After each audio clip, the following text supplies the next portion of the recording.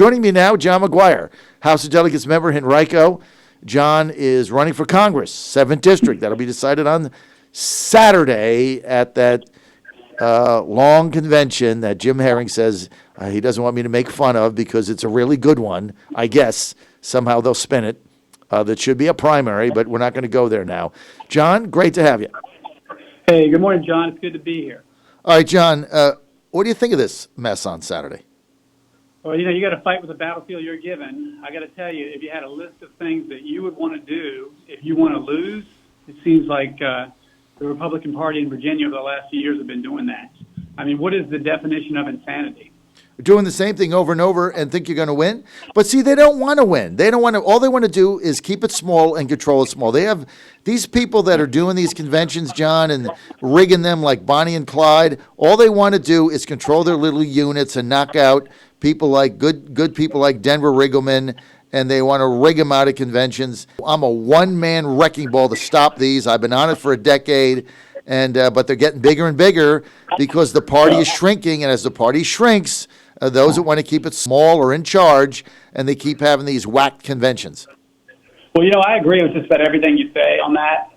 But I think I heard you say earlier that you keep saying it's not Ben Sloan or Raven Craig or Susan Leskolet's fault, but you can't absolve your leadership. It's kind of like you when Nick Freitas was being interviewed by you about not doing his paperwork. He kept blaming other people and talking about letting go of staff. When you're in charge, you're in charge. And if something goes wrong with my campaign, guess what? It's my fault. So it is leadership or lack of leadership. And if you're sick and tired of losing, you should have endorsed me, and I'll tell you why when I get a second. Go ahead. Well, I will tell you. I was born and raised in Henrico County. I was abandoned as a child. I spent time in foster homes, 9 different elementary schools. I'm not a victim. I'm a fighter. One of my opponents, he brags about being the bigger victim is why he's successful in politics. Well, I'll never be a victim. That's the Democrat mentality. And that is how Republicans lose. We are not victims. We are fighters, and we have a better message. My grandfather fought World War II, rescued me, graduated in Henrico High School. I joined the United States to become a Navy SEAL. Typically 200 men in a class, usually 20 graduate. One class graduated 0. You know why? Not everyone gets a trophy.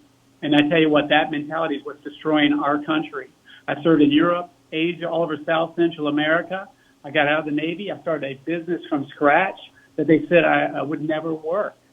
And we help people become their best. I mean, I'm training Division I football, basketball teams all over the country, like Ohio, Texas, Penn State, VCU, and more. And I've been a small part of 18 Division I championships.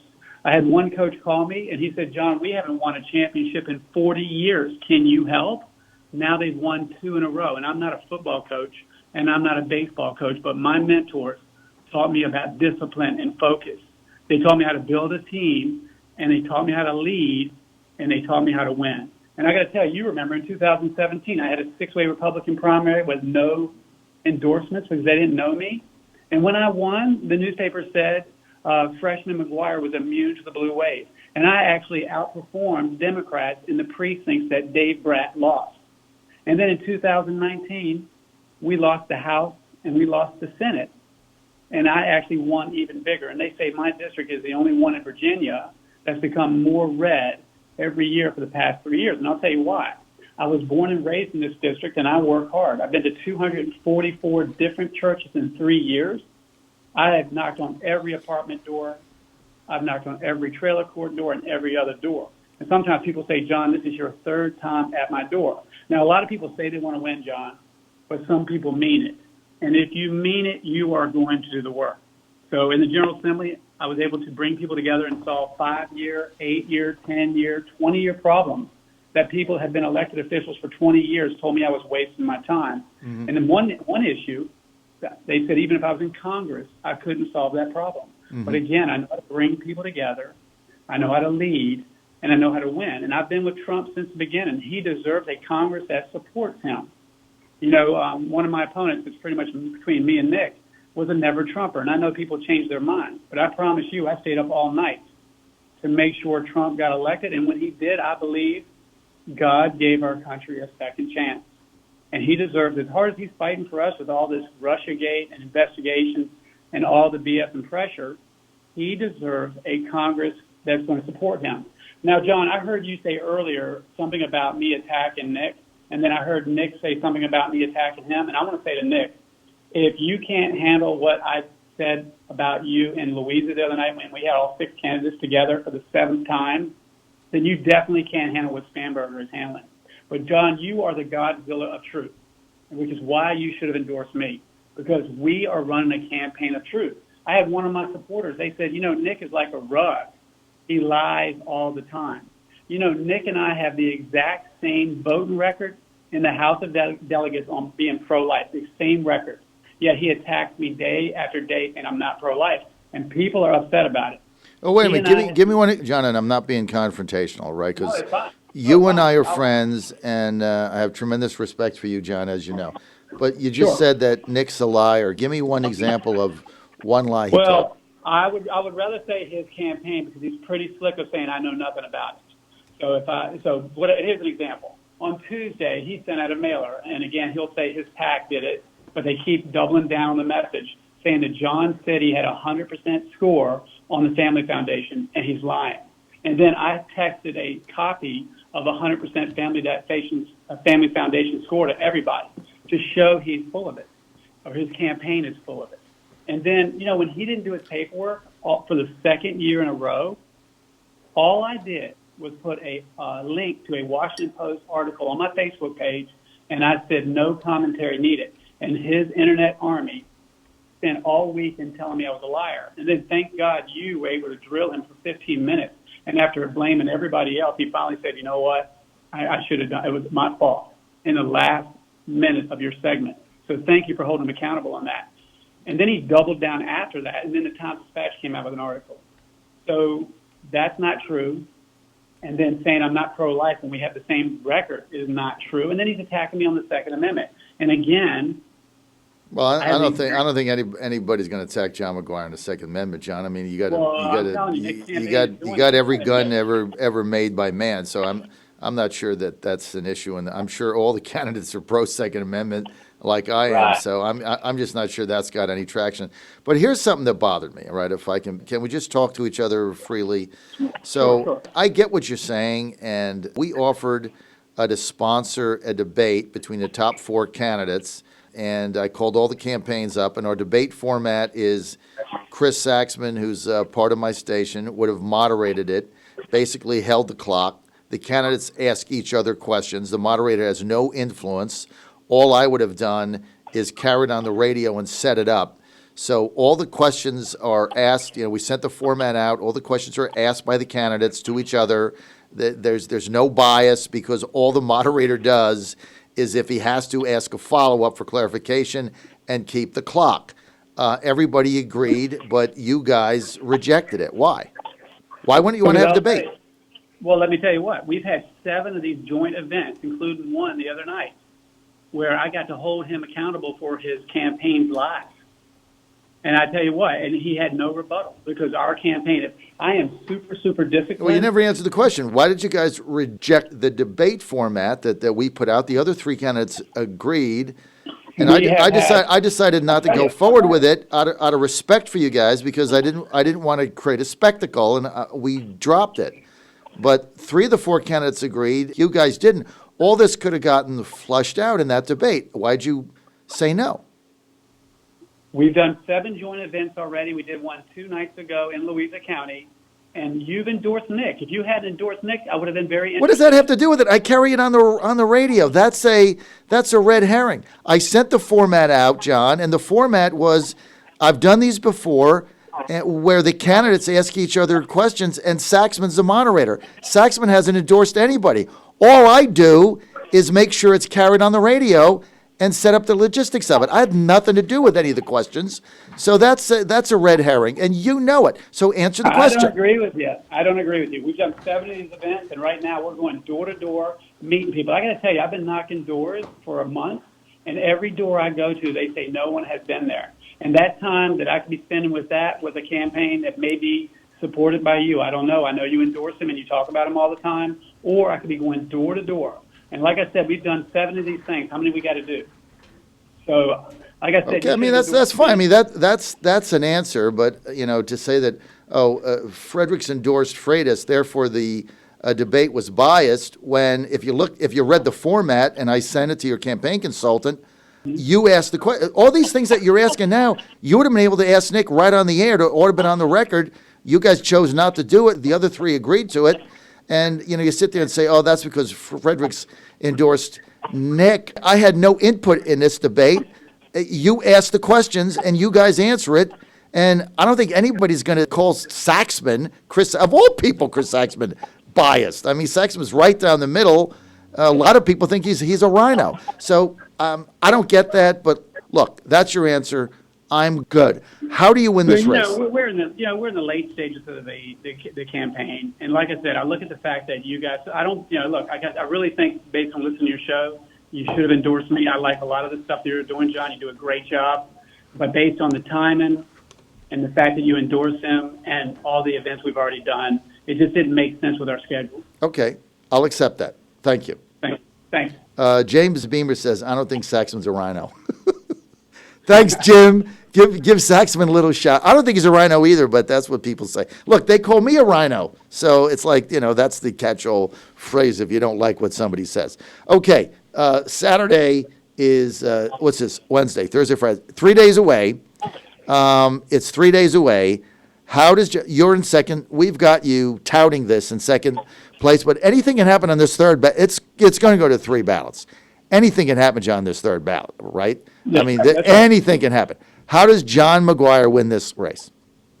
Well, we've been working our butts off. I leave my house at 4:50 a.m., and I go to bed almost midnight every night. We've been working our butts off. And I'm going to be honest with you, 6 months ago, I was probably the worst fundraiser you ever saw. But I had discipline and focus. I locked myself in a room for 15 hours a day, and I ended up raising almost $750,000, which puts me in the top 20 in the country. And guess what? I did that one person at a time with none of those special interest groups like you had on earlier supporting Nick Freitas. He's going to be accountable to this. I'm not. You know who I'm accountable to? Who? I'm accountable to the people in the 7th Congressional District. And I have more local endorsements in the district, but I care about the voters. And the voters know that. And if I had to give you a list of the things I've been able to accomplish in 3 years as a delegate, I think my list would be way, way larger. And so I care about the people. I'm not going to be accountable to somebody who's elected in Texas. I didn't even try one time to get an endorsement from the swamp. My endorsement is delegate. And you will see on Saturday. That truth will win and hard work. There is no substitute for hard work. And like you said, just to comment on what you said, is we got to try to keep our people alive. But we've got air-conditioned tents, cold drinks, ice, and a whole lot of other stuff. I tell you, John, I do have to agree with you on one thing. I mean, I like Ben Sloan, and I think if you take it now, I've talked to him a few times. We were trying to cover this thing. It's untenable. I'm out. Saxman's out. We can't do it. But you're right. You got to go back and say, who the hell picked a convention in the 7th district? Like, why would they do this? And who was it? And, it's the people you mentioned. And until they're held accountable for these ridiculous conventions, these things are going to continue to go on. Here's the bottom line. If they chose a primary, this thing would have been already decided a month ago, and you would have to go out, John, and raise money and do mailers and win a primary. And if you can win a primary, it's like, okay, well, he beat, 3 really good candidates in a primary. The guy's got a shot to beat Spanberger. What is just infuriating to me, John, is this could, and I hope it doesn't, this could conceivably come down to 200 or 300 people on a third ballot at 7 o'clock at night choosing a nominee to go up against Abigail Spanberger in the #1 swing district in America, going against the toughest candidate the Democrats have in a Trump district. It could be decided by 200 or 300 people. Now, tell me that is not insane. Let me tell you this, the Democrats are laughing their butts off. Oh, they're laughing their ass off. They think this is the funniest thing they've ever seen. I mean, they're tuned into my Facebook page right now. They can't believe this. They can't believe the stroke of luck they're having. They just get, and in the 5th district, they're going to win. They think they're going to win that. A poll just came out, and the guy that rigged it, Bob Good or whatever his name is tied in the 5th district. Bonnie and Clyde are going to end up costing the Republicans that seat. How does this make any sense? And when you're at Congress or delegate, how are you going to stop this nonsense, John? Well, I got to tell you what, my first election, my consultant, I love him to death, but he said, John, you're doing it wrong. Nobody does that, and that'll never work. The swamp wants to bring swamp creatures to the swamp. I'm beholden to the people. I go to every door. I go to churches. I go to trailer courts, apartment doors, and everywhere else. We need to have the voice of the people. How do we stop this? When Republicans get sick and tired of losing. Now, every convention that's been held in Virginia this year, have you noticed that they're drive-through ranked choice voting? You get in, you get out, and it's simple. Why does this one have to be so complicated? And let me ask you this. Maybe it's because they realize I'm leading in the polls. Let me ask you this, though. Do you know who the Harrisonburg hijackers are? The Harrisonburg heist? I called it the Harrisonburg heist in 2016. That's right. Who are those people? Well, that was Cuccinelli and that whole crowd there. Well, one of those Harrisonburg hijackers is Graven Craig. Do you know he's one of the ones that sued with Northam to give Spanberger 3 more months to campaign unopposed? I can see the Attorney General Herron saying, let me get this straight. You want to give our Democrat friend Spanberger 3 more months? Yeah, I'll agree to that. Yeah. Well, this is what happens when you get, and I don't know, I think I've talked to Graven. I think he ran for House of Delegates member or something. Seems like a nice enough guy. I don't really know him. I did talk to him a couple times. But as long as you have these conventions, John, they're open to this constant rigging. Rig the date, rig the method of nomination. Is it ranked? Is it this? Is it that? Is it, who gets eliminated? Is it 2? Is it 3? I mean, too many things are open to rigging. That's why I absolutely detest them, and they're destroying the party. Having said that, you've got to win on Saturday. It's going to go to a third ballot. Nobody's going to win on the first or second. And the other asinine thing with it is the first, if you're going to have multiple ballots, have 2 of them. Eliminate the first 4 people on the first ballot, because 2 of them, John, have a combined 1% between the 2 of them. So the first ballot becomes a complete waste of time. You've just wasted 4 hours. Now you got to go to a second ballot, and the second ballot is going to end up being Freitas and McGuire, and then you got to go to a third ballot, and God knows when that's going to be. And meantime, you're sitting in your car for 10 hours in 100-degree heat. Well, John, you are doing a great job with this radio show. I really appreciate you keeping us informed, and I hope it doesn't sound like I'm coming after you. I think you're doing a great job. No, man, I'm cool. We're good. We're good, John. I really think there's a war on common sense, and we have got to stop, John. Let me make this point. We talk about insanity. We have got to stop letting the establishment choose the candidate. The people should decide the candidate. Right, exactly. They're using these shenanigans to pick a particular candidate. And I got to tell you, not to beat up on Nick too much, but several years ago, he got arrested in the airport for having a loaded pistol, and he told the officer he forgot. And then last year, during one of the most important elections in Virginia history, he forgot to do his paperwork and had to spend a fortune to hold that seat. And maybe it's argued that money could have helped other Republicans. And then, believe it or not, he forgot again this year. And I got to tell you, John, that lack of organization, that lack of discipline is not going to work against Spanberger. It's not going to work in Congress. And that's probably a big part of why we're losing the majority in Virginia. And that's not going very well for us, is it? No. Well, you got a primary that had already been decided on June 23rd. Somebody would already be campaigning against Spanberger for a month. That's how stupid this thing is. Anyway, I got to read some text. Nick texted in and said he claims I was arrested at an airport. I was not. That's a lie. Let me just read a couple others. Let's see. We've got Chris Saxman says, I'm not a rhino. Joe in Chesterfield says, Chris is not a rhino. He's a liberal Democrat, so he's getting the love. Well, I'll tell you this. Wait. I got to read one more. Chris Saxman says, the 7th District Convention sponsored by the Virginia Hospital Association. We have ICU beds open. That's Saxman. Saxman's text. Yeah. I'll tell you this right now. I'm going to Washington to stop the liberal agenda, not to vote with the liberal agenda. And every single Democrat votes with every marijuana bill every time, and so does Nick. And Nick votes yes on every gambling casino bill, every one. Well, I'm for I gambling. don't. I'm for gambling, so yay Well, we on We that. don't agree. I love you, John, but we don't agree on everything. And I'm going to text you an article that someone just sent me about Nick getting arrested with a load of. I want to wear a mask, and I also want to go into the betting parlor and be able to bet football, but I will put a mask on if that's going to keep jobs open. John, I'm out of time. I don't know who's going to win on Saturday. Like, whatever 300 people stay around or are still alive. People want more info on your campaign, John McGuire. Where do they go? I'm having a blast, by the way. I love our country, but I hate what the liberals are doing to us. Go to my website.